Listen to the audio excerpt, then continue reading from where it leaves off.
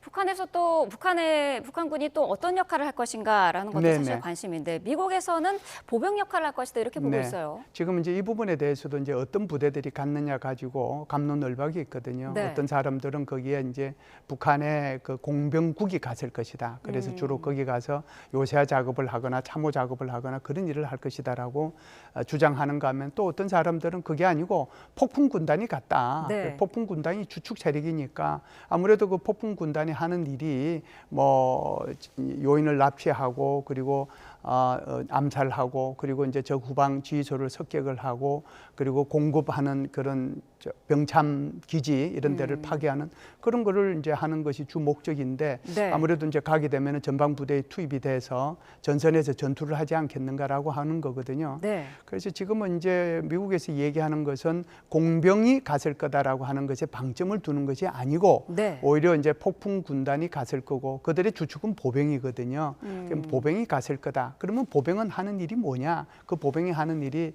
바로 최전선에서 적과 조우해서 전투를 수행하는 임무를 하는 거거든요. 네. 그래서 이제 아마 보병일 거라고 이렇게 얘기를 한 것 같습니다. 그러면서 사실 피해에 대한 우려도 네, 있는 네. 거고 네. 이미 뭐 일부 주장으로는 소규모 부대가 이미 투입이 됐는데 전멸을 네. 했고 한 명만 살아남았다 이런 주장도 나왔었거든요. 네. 이 부분은 진위 여부는 확인이 되지 않았습니다만은 북한이 사실 내부의 그 파병의 사실을 숨기고 있기 때문에 만약에 전사자가 발생했을 경우 이 처리를 어떻게 할지도 궁금하거든요. 저는 이제 전사자가 꽤 많이 나올 거라고 생각을 해요. 왜 네. 그러냐면 기본적으로는 이 전투 지형 환경이 북한하고 또는 한반도라는 데하고 여기 있는 이제 우크라이나 또는 이제 러시아의 하고는 전혀 다르거든요.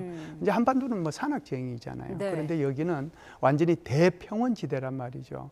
우크라이나 국기가 밑에는 노란색이고 위는 파란색이라고 하는 것이 밑에는 이제 밀밭을 의미하는 노란색이잖아요.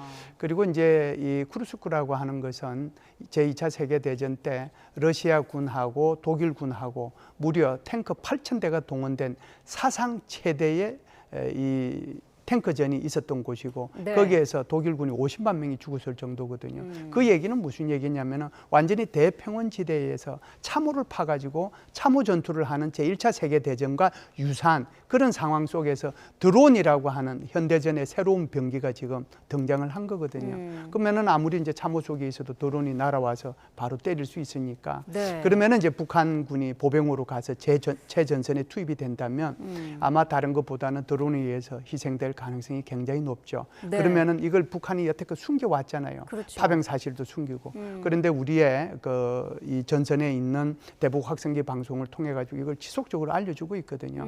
이게 알게 모르게 북한에서도 이제 손전화가 700만 대 정도 있다고 하니 네. 어떤 형태로든지 이게 이제 다 알려지게 되지 않겠습니까? 네. 아무리 이제 거기에 간 군인 가족들을 격리 수용을 하고 또 자식들이 이제 어디 갔냐 물어보면 훈련 갔다라고 얘기를 하지만 결국 전사자가 생기게 되면 이건 알려줘야 되지 않을까요? 모르죠. 이것도 북한은 숨길 수 있다라고 생각을 합니다. 2년, 3년 더 숨길 수 있죠. 여전히 네. 지금 훈련 받고 있다라고 얘기할 수도 있기 때문에 그럴 수는 있지만 어찌됐든 이게 제 대규모의 전사자가 발생을 하면 이것이 이제 북한 정권에 아마 치명적인 어떤 그 손상을 입힐 수 있는 그런 일이 생길 수도 있겠다 이런 생각은 합니다. 네. 동료는 심해지겠죠.